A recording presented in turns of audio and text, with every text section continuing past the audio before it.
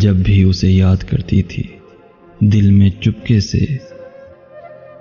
तो उसी वक्त मेरा मोबाइल बजना शुरू हो जाता। जब देखती तो उसकी कॉल या मैसेज होता। तो वो कहता था, सुनो लड़की, मुझे कभी तो सुकून से काम करने दिया करो। मैं हैरान होकर पूछती कि मैंने क्या किया है? तो कहता, क्यों मुझे इतना याद करती हो? तो मैं पूछती, आपको कैसे पता चला? कहता था, जब मुझे याद करती हो ना, मेरा दिल धड़कता है जोर जोर से, और इतनी जोर से धड़कता है कि मुझे डर लगता है कोई सुन ना ले। और आज मैंने कितना कितना याद किया। मोबाइल मैंने हाथ में पकड़ कर रखा है और वो मेरे हाथ में पकड़ा ही रह गया।